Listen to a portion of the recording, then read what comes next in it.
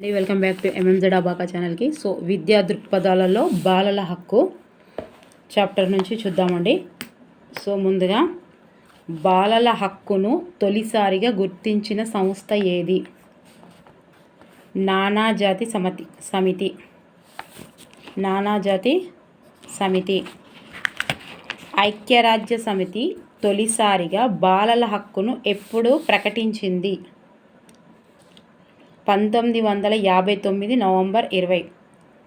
ఇప్పుడు ఈ మధ్యలో మొత్తం ట్రెండ్ మారిపోయింది కాబట్టి అంత మ్యాథ్ ద ఫాలోయింగ్ ఇస్తున్నాడు అండ్ వరుస క్రమం రాయమని చెప్తున్నాడు కాబట్టి బిట్టుకు బిట్టు నేర్చుకోవాలండి.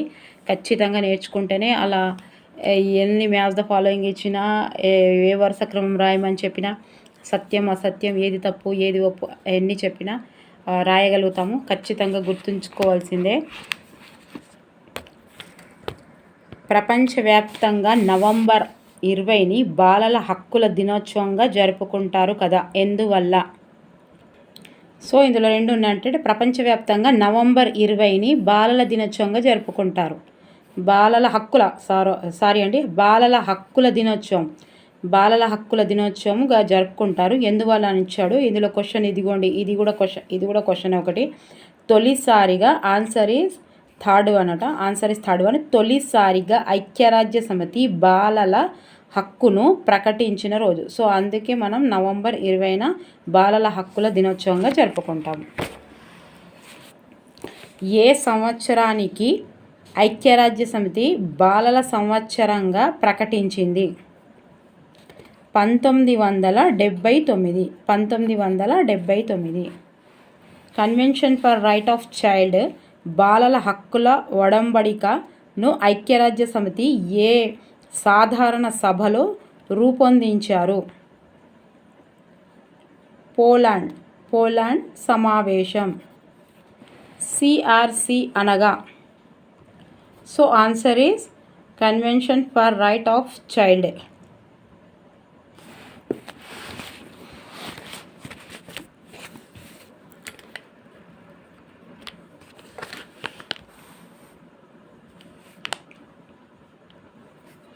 ఐక్యరాజ్య సమితి బాలల హక్కుల ఒడంబడికను ఎప్పుడు ఆమోదించింది? Answer is fourth one. 1989 November 20. తప్పకుండా గుర్తుంచుకోవాలండి. ఇవి ఇయర్స్ ఇట్లా ఇచ్చి అడుగుతున్నాడు. హక్కులు ఆమోదం ఎప్పుడు పొందింది అని తప్పకుండా అడిగే అవకాశం ఉంది. సో ఇవన్నీ మ్యాథ్ ఫాలోయింగ్లోనే ఇచ్చే అవకాశం ఉంది. బాలల హక్కుల ఒడంబడిక అమలులోకి వచ్చిన తేదీని గుర్తించండి.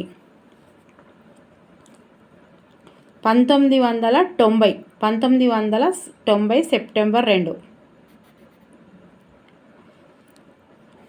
నాలుగోది ఆన్సర్. చూసారా ఇప్పుడు ఎంత కన్ఫ్యూజ్ ఉంది. ఇది ఏమో బాలల హక్కుల ఒడంబడికను ఐక్యరాజ్య సమితి ఎప్పుడు ఆమోదించింది? 1989 నవంబర్ 20. నవంబర్ 20న ఆమోదించింది కాబట్టి ఆ రోజు హక్కుల దినోత్సవం అని ఏమో అన్నారు కదా, అక్కడ లాస్ట్ది మనం చదివింది. ఇప్పుడు బాలల హక్కుల ఒడంబడిక అమలులోకి వచ్చిన తేదీని గుర్తించండి. తేదీ ఏంటి? సెప్టెంబర్ 20. ఇక్కడ 20 అంటే అందరు ఇదే రాస్తారు. మనం ఆల్రెడీ అక్కడ చదివినాం కదా నవంబర్ 20 అని.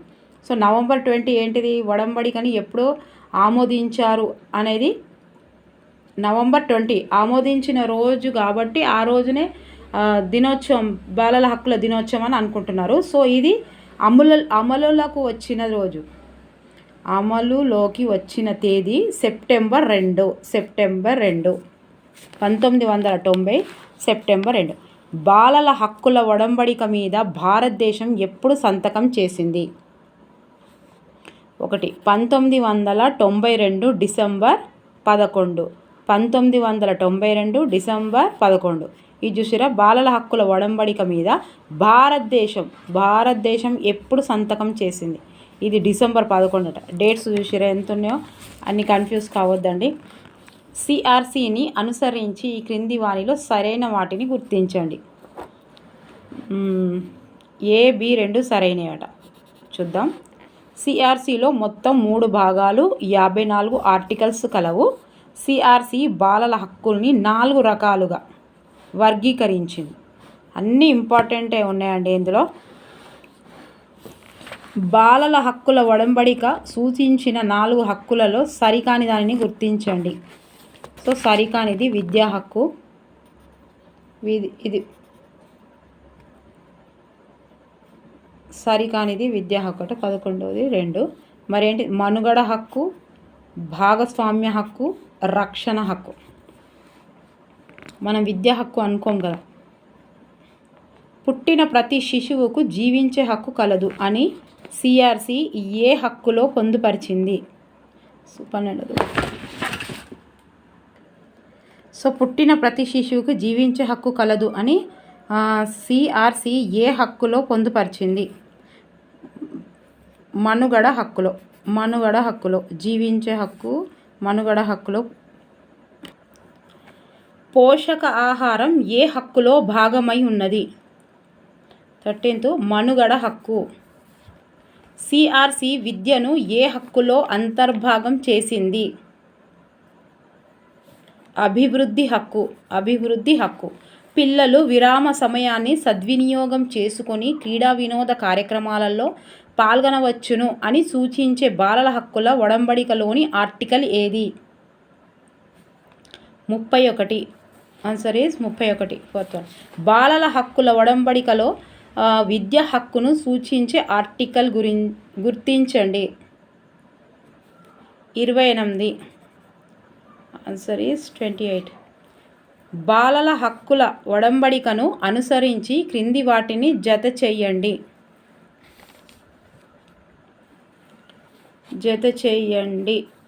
Answer is 3rd one. 17th 3rd one ఏంటిదో చూద్దాం. ఏ2 ఇదిగోండి. సాంస్కృతిక కార్యక్రమాల్లో పాల్గొనడం. ఏ2 అంటున్నాడు. ఏ2 అభివృద్ధి హక్కు. సో ఇప్పుడు చూడండి, సాంస్కృతిక కార్యక్రమాలలో పాల్గొనడం అభివృద్ధి హక్కు. సంఘాలు ఏర్పాటు చేసుకోవడం భాగస్వామ్య హక్కు. అండ్ ఆరోగ్య సౌకర్యాలు పొందడం మనుగడ హక్కు. అక్రమ రవాణా నుండి పిల్లలను కాపాడాలి, ఇది రక్షణ హక్కు. బాలల హక్కుల ఒడంబడికను అనుసరించి బాలలు అనగా ఆన్సర్ ఈస్ 1 0 to 18 సంవత్సరాలు బాలలు. మళ్ళీ కన్ఫ్యూజ్ అవుతాను చూసారా. బాలల హక్కుల ఒడంబడిక అనుసరించి క్రింది వాటిని రాజ్యం విధి కానిదట. సో ఆన్సర్ ఈజ్ ఉద్యానవనాల ఏర్పాటు. ఇది కాదంటే అవును అనేది ఏంటిదో చూద్దాం. ఒడంబడికలో బాలల హక్కుల ఒడంబడికలో యుద్ధ సమయంలో 15 సంవత్సరాల లోపు పిల్లల్ని రాజ్యం కాపాడటం, ఉచిత విద్యను అందుబాటులో ఉంచటం, పోషక ఆహారం అందించి ఆరోగ్య సౌకర్యాలు కల్పించడం. సో భారత రాజ్యాంగంలో బాల కార్మిక నిషేధ వ్యవస్థను సూచించిన ఆర్టికల్ ఏది? So 21 4th 24. Answer is 24. 6 నుంచి 14 సంవత్సరాల లోపు బాలికలను పాఠశాలకు పంపించడం తల్లిదండ్రుల విధి అని భారత రాజ్యాంగం ఎక్కడ పొందుపరిచారు? ప్రాథమిక విధులలో 6 నుంచి 14 సంవత్సరాల లోపు పిల్లలను పాఠశాలకు పంపించడం తల్లిదండ్రుల విధి అని భారత రాజ్యాంగంలో 11వ విధిని పొందుపరిచారు. ఆ విధి ఎప్పటి నుంచి అమలులోకి వచ్చింది? 2002 డిసెంబర్ 12. సో మనకు అది ఎప్పుడు వచ్చిందో, విధులు ఎప్పుడు వచ్చాయో గుర్తుండాలి. 2002 డిసెంబర్ 12. 2007 మార్చిలో ఏర్పాటు చేసిన జాతీయ బాలల హక్కుల పరిరక్షణ కమిషన్ దీని ద్వారా ఏర్పడింది. 2007 మార్చిలో ఏర్పడిన జాతీయ బాలల హక్కు అట. 2 క్వశ్చన్స్ 3 క్వశ్చన్స్ వస్తాయండి. 1 2005 పార్లమెంటు చట్టం. 2005 పార్లమెంటు చట్టం. 2007లో ఏర్పాటు చేసిన జాతీయ బాలల హక్కుల పరిరక్షణ కమిషన్ తొలి చైర్మన్గా వీరు వ్యవహరించారు. శాంతసింహ.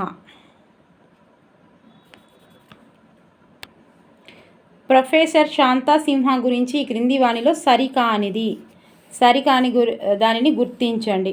సరికానిది ఏంటిదో చూద్దాం. కనిపిస్తుందా అండి? 25th third one. Answer is third one. విద్యా హక్కు చట్టంలో కీలక పాత్ర పోషించారు. ఇది కాదట. మరి శాంతి సింహ గురించి సరైన ఏంటో చూద్దాం. జాతీయ పాఠ్య ప్రణాళిక చట్టం 2005 కోసం ఏర్పడ్డ జాతీయ సారథ్య సంఘంలో తెలుగువారికి ప్రాతినిధ్యం వహించారు. మామిడిపూడి వెంకట రంగయ్య ఫౌండేషన్ ఏర్పాటు చేసి బాల కార్మికుల్ని బడిలో చేర్పించారు. జాతీయ బాలల హక్కుల పరిరక్షణ కమిషన్ను తొలి చైర్మన్గా వ్యవహరించారు. చూసారా, ఇంత ఆయన గురించి తెలిసి ఉంటేనే చేయగలుగుతాం. సో జాతీయ బాలల దినోత్సవంగా ఎప్పుడు జరుపుకుంటారు? నవంబర్ 14. జాతీయ బాలల దినోత్సవంగా. భారతదేశంలో బాలల హక్కుల వారోత్సవాలను ఎప్పుడు నిర్వహిస్తారు?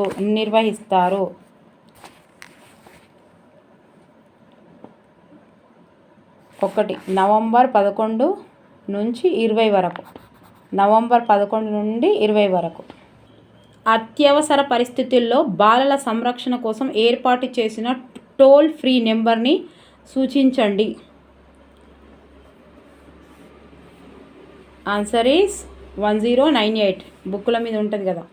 భారత రాజ్యాంగంలో ఆర్టికల్ 28 దీనిని సూచిస్తుంది. విద్యాలయాల్లో మత బోధన నిషేధం. 28. భారత రాజ్యాంగంలో ఆర్టికల్ 28 దీనిని సూచిస్తుంది. Answer is 21/4. విద్యాలయాల్లో మత బోధన నిషేధం. బాలల హక్కుల పరిరక్షణలో ఉపాధ్యాయుల పాత్ర కానిది. 1 బాలల హక్కుల కోసం చట్టాలను రూపొందించడం. సో బాలల హక్కులను గౌరవించడం, సందర్భానుసారంగా బాలల హక్కుల్ని వారికి తెలియజేయడం, బాలల హక్కుల ఉల్లంఘన జరిగితే జోక్యం చేసుకోవడం. సో మానవ హక్కుల నుంచి కొన్ని క్వశ్చన్స్, ప్రాక్టీస్ క్వశ్చన్స్ చూద్దామండి. హక్కుల చట్టం యొక్క శిశువు అని సంబోధించింది ఎవరు? హక్కు చట్టం యొక్క శిశువు అని సంబంధించింది ఎవరు? 1. Answer is third one. Bentham. ఐక్యరాజ్య సమితి ఎప్పుడు మానవ హక్కుల కమిషన్ను నియమించింది? 1946. Answer is 1946. 1948 డిసెంబర్ 10న ఐక్యరాజ్య సమితి విశ్వ మానవ హక్కుల ప్రకటనను ఏ నగరంలో చేసింది? ప్యారిస్. ఈ క్రింది వానిలో మానవ హక్కుల లక్షణం కానిది.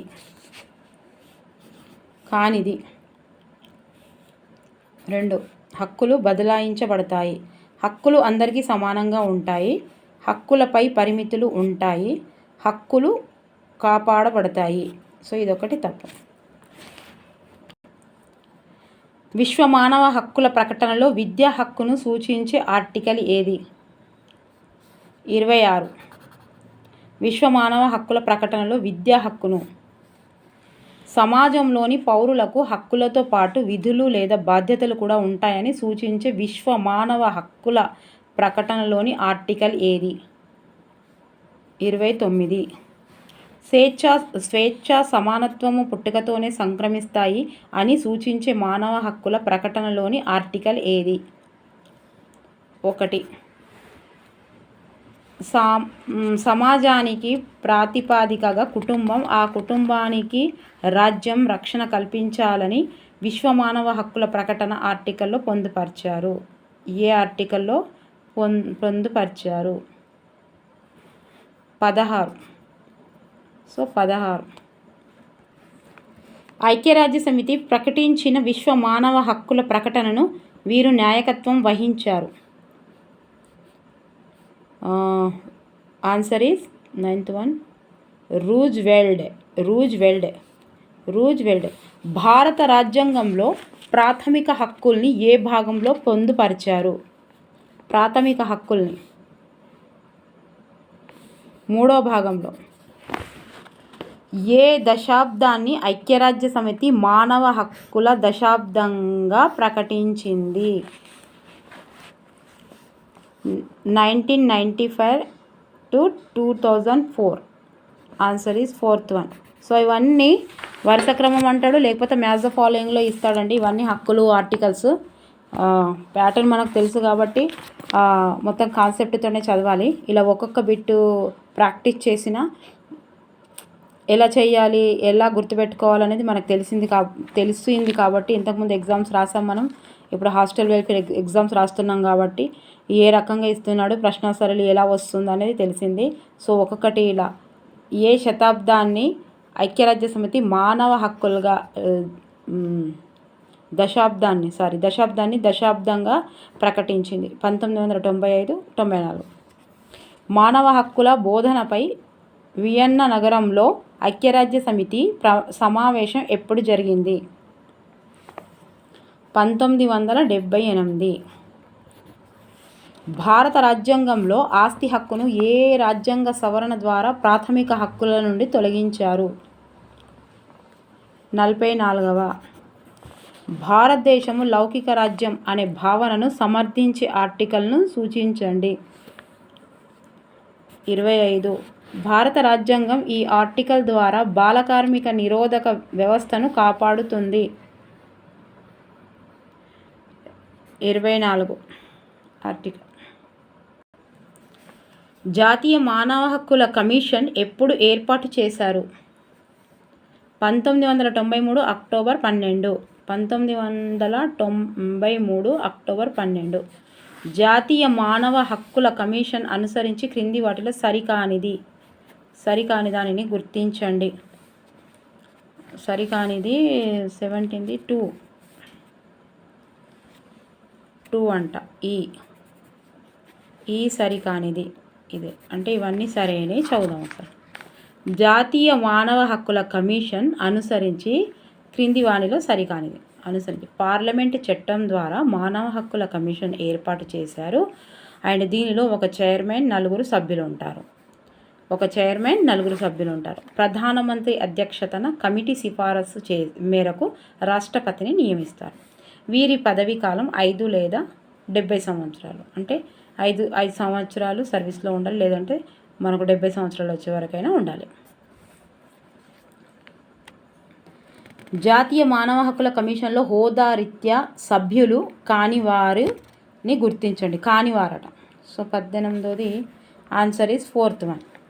మరి హక్కుల కమిషన్లో హోదారీత్యా సభ్యులు ఎవరు? మైనారిటీ జాతీయ కమిషన్ చైర్మన్, జాతీయ మహిళా కమిషన్ చైర్మన్, షెడ్యూల్ కులాల జాతీయ కమిషన్ చైర్మన్. జాతీయ మానవ హక్కుల కమిషన్ చైర్మన్ సభ్యుల ఎంపిక కమిటీలో లేని వారిని గుర్తించండి. లేనివారు ఏది?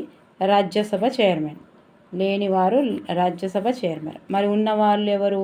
లోక్సభ స్పీకర్, రాజ్యసభ ఉపాధ్యక్షులు, లోక్సభలో ప్రతిపక్ష నేత. సహజ హక్కుల సిద్ధాంత పితామహుడిగా వీరిని పిలుస్తారు. So John Locke. సహజ హక్కుల సిద్ధాంత పితామహుడు John Locke. So thank you అండి. వీడియో నచ్చితే లైక్ చేయండి, సబ్స్క్రైబ్ చేయండి, షేర్ చేయండి. ఫస్ట్ టైం ఎవరైతే చూస్తున్నారో వాళ్ళు తప్పకుండా దీనికంటే ముందున్న వీడియోస్ కూడా చేయండి. అంటే నేను హాస్టల్ వెల్ఫేర్లో అండ్ డిఎస్సికి రెండిట్లో ఉన్న చాప్టర్స్ కానీ యూనిట్స్ కానీ వీడియోస్ చేశాను, విద్యా దృక్పథాలలో కొన్నింటిని.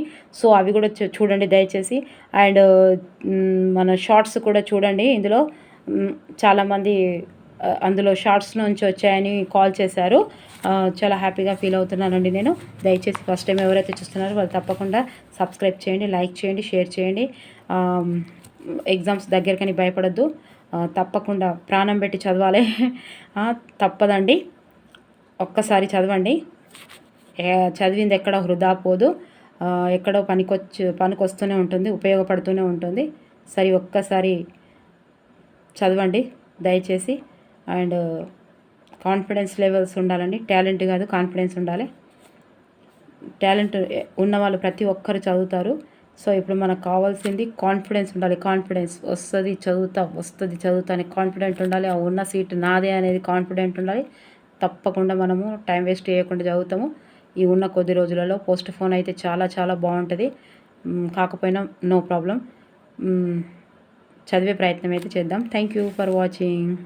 నచ్చితే తప్పకుండా లైక్ చేయండి.